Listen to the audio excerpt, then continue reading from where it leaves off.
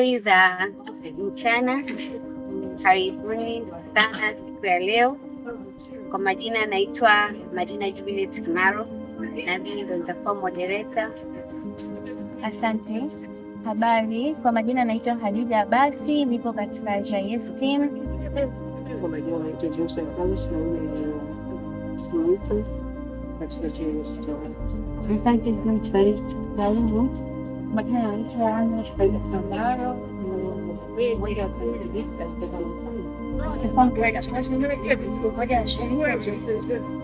Asante Gerda.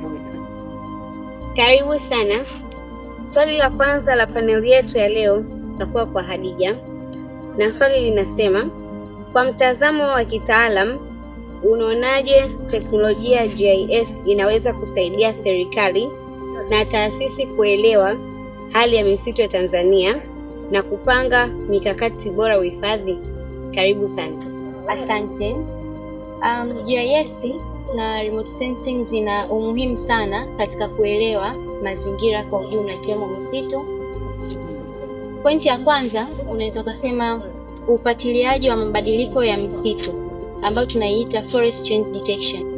Hii inasaidia pale ambapo unaweza kupata data au image za msitu ambazo inaweza ikawa ni Landsat au Sentinel kutokana na mwaka ambao unataka kuangalia.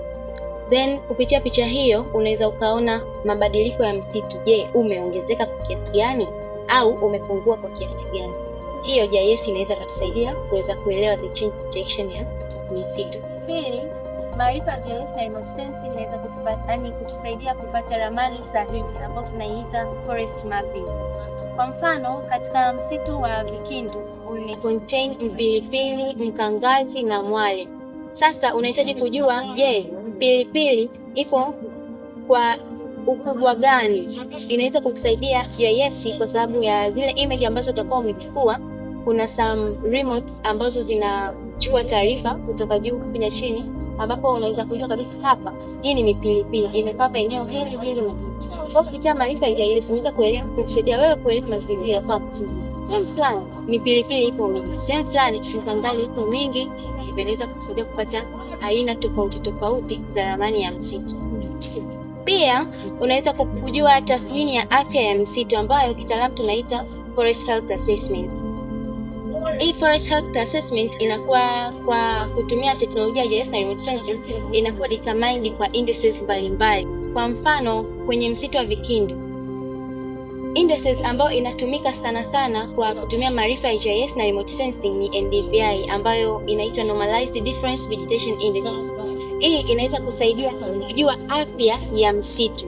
Msitu una afya kiasi gani? Maana unaweza kukuta kuna sehemu papo bare land, kuna sehemu miti ipo mingi, ipo michache. Kwa hiyo inategemeana na afya ya msitu.